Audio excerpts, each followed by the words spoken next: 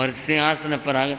बैठ भाई सुदामा, यहाँ बैठ। नहीं नहीं नहीं, उसको तो अजीब लगा, मैं इतने गंदे मेरे कपड़े, ऐसे मेरे पाँव, और मैं सिंहासन पर बैठूं। ठीक है मेरे मित्र हैं, महाराज के सिंहासन, नहीं नहीं मैं तो नीचे बैठूंगा, मेरी जगह यही है, आप बैठे। अरे हाथ दोगे भाई, ऐसी क्या बात होगी, तो हमारे से भी दूर दूर रहने लगा सुदामा। बैठ भाई यहाँ बैठ। पकड़ करके सिंहासन पर बैठाया, और स्वयं बराबर नहीं बैठे, नीचे नहीं, ऊपर बैठो महाराज, ऊपर बैठ। नहीं भाई सुदामा बैठ जा तू। उस जमाने में पांव धुलवाने का रिवाज था, ये खास रिवाज था उस जमाने का। आज तो बंद वो क्या रहता शीशी में आजकल, यहाँ भी लगा रखा है, जो बटन दबाओ हाँ जी वही वही उस जमाने में पांव धुलाने का, तिथि के पांव धुलाने का तो बहुत रिवाज था। श्री कृष्ण ने आदेश दिया रानियों को, परात लेकर के आओ। वो समझ गई, रानियां स्वयं गई, परात लेकर के आई, पानी लेकर के आई, रख दिया। वो तो चाहती थी, ये सेवक गण थे सारे, महाराज हमें नहीं नहीं दूर हो जाओ भाई, ये हमारा मित्रों का मामला है। उसके पांव पकड़कर परात में रखे, धूल चढ़ी हुई थी, पांव में कांटे भी थे, विवाहियाँ फटी हुई थी, सूखे हुए पांव थे, दरिद्रता की प्रतीक बने हुए थे। सुदामा, अरे ये क्या हो गया भाई तेरे, विवाहियाँ फट रही हैं। हाँ भाई विवाही फट गई, क्या करूँ, जूते थे वो खराब हो गए थे, अरे तेरे तो बहुत विवाहियाँ फट गई, पाँव झाड़ने लगे। उसकी दशा को देख करके श्री कृष्ण के मन में कितना कितना दुख हुआ, मेरा मित्र और उसका ये हाल। कृष्ण को आंसू आ गए। पानी परात को छू नहीं, पानी रखा था धोने के लिए, पाँव धोने के लिए, उसको नहीं छुआ। पानी परात को छू नहीं, नैनन के जल से पग धोए। पाँव धोए, पर किससे धोए, आंखों के पानी से। रोते रहे, अरे सुदामा तेरी ये दशा भाई, मेरे को धिक्कार है, मैंने तेरा ध्यान नहीं रखा, मुझे नहीं पता था तेरी ये स्थिति है, तू आया नहीं, सब देख करके हैरान है।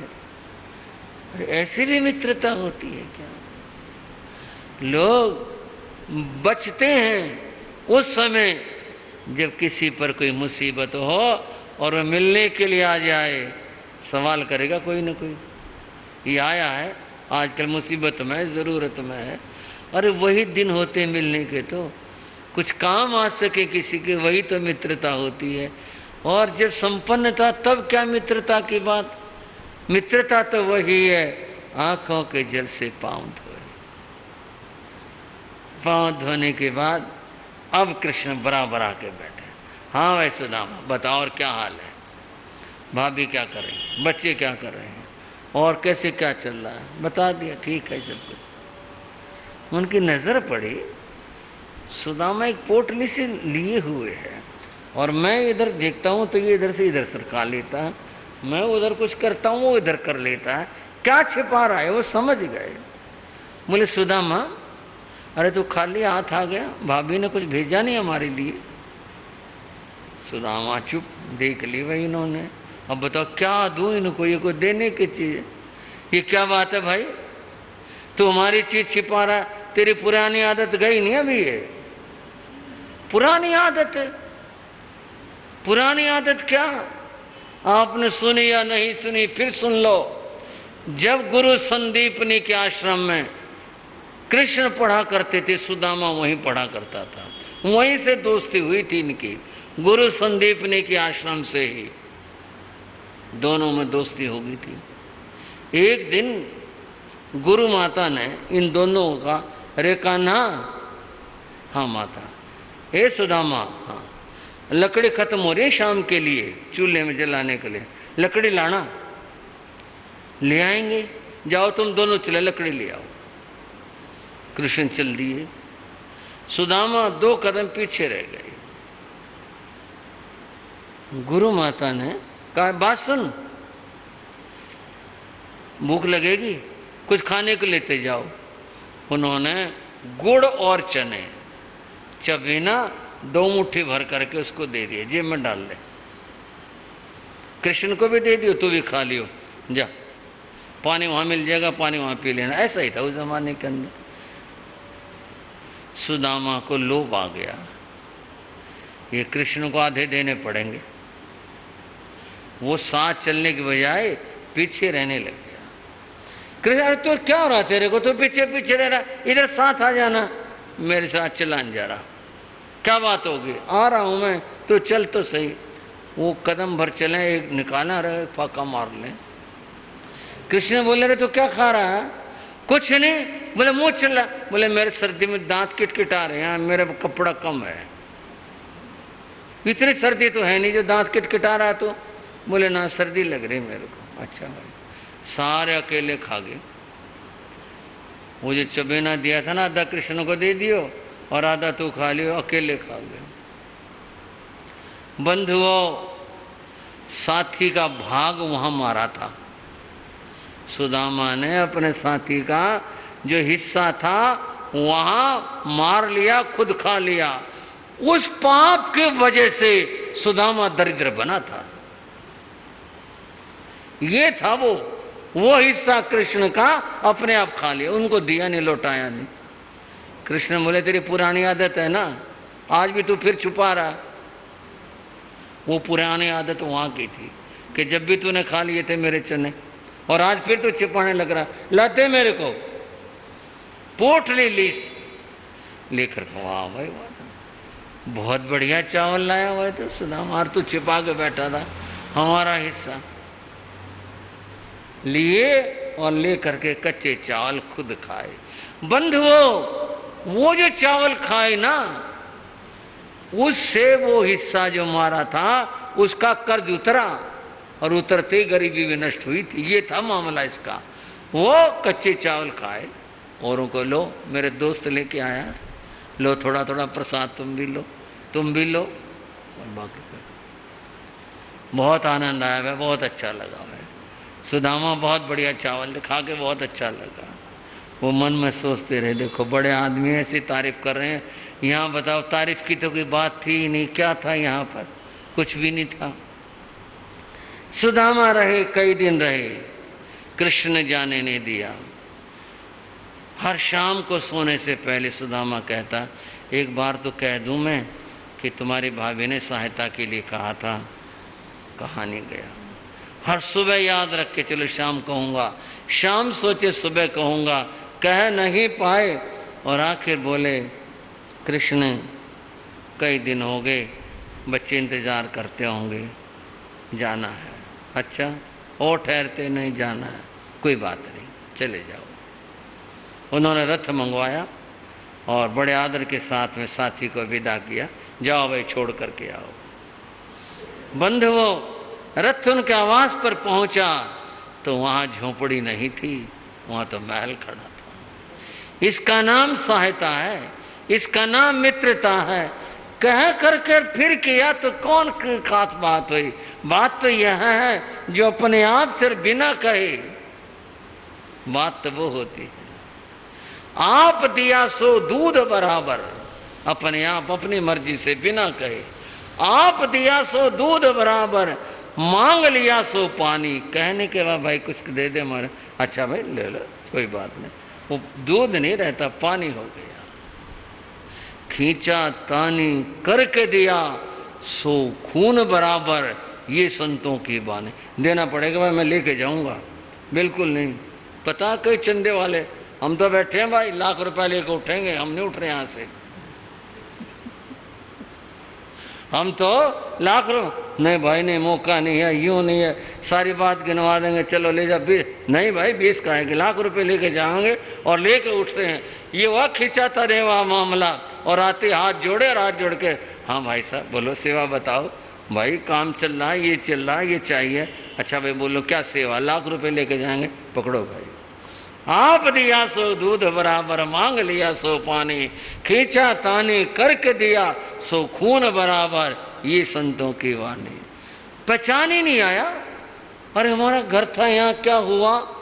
जब अपने बच्चों को देखा हंसते खेलते सुंदर कपड़ों में, और घर में ये सब क्या हुआ। पत्नी बोली मैंने कहा तो था अपने मित्र के पास चले जाओ। मैं तो कह भी नहीं पाया, मैं तो कहा ही नहीं उनको। बोले यहाँ तो उनके आदमी आए थे और ये सब बना करके चले भी गए। इतना कुछ घर भरा हमारा, तो हर चीज़ से संपन्नता बना दी। ये मैत्री होती है। कृष्ण जन्म जयंती के अवसर के ऊपर आप सबको कहता हूँ, उनके जीवन से कुछ सीखना चाहिए। बहुत कथाएं हैं और ये कथाएं उन्होंने जी हैं, खाली बनाई हुई कथा नहीं, उनके जीवन में घटी ऐसी कथाएं हैं। इन कथाओं को सुनकर समझकर पढ़कर कुछ अपने जीवन में भी साकार किया जाए तो बंधुओं, कृष्ण का जैसा महान जीवन था ऐसा जीवन हमारा आपका भी हो सकता है।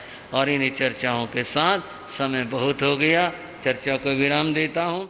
श्रद्धाशील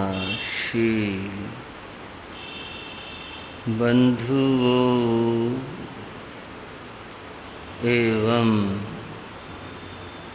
श्रद्धाशील बहन,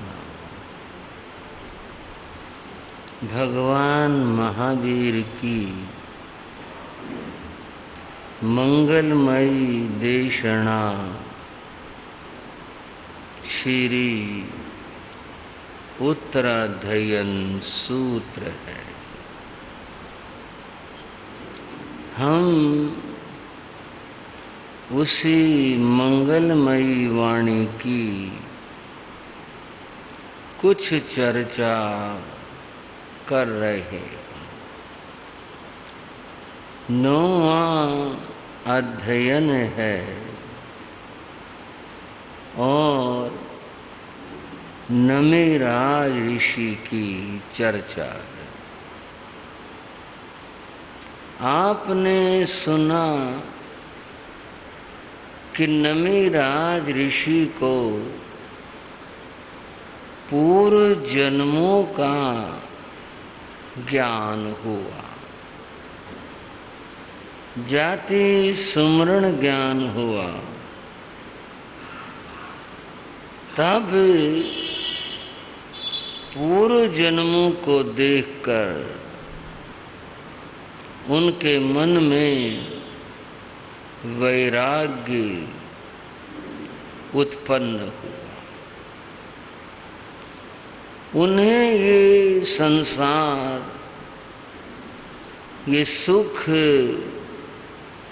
भोग सारे फीके लगने लगे।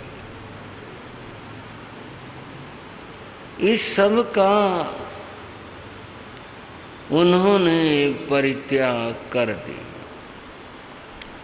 पुत्रं ठगे तु रज्जे अभिनिखमयी नमिराया। अपने पुत्र को राज्य सौंपकर स्वयं उन्होंने अभी निष्क्रमण किया, घर से निकल पड़े।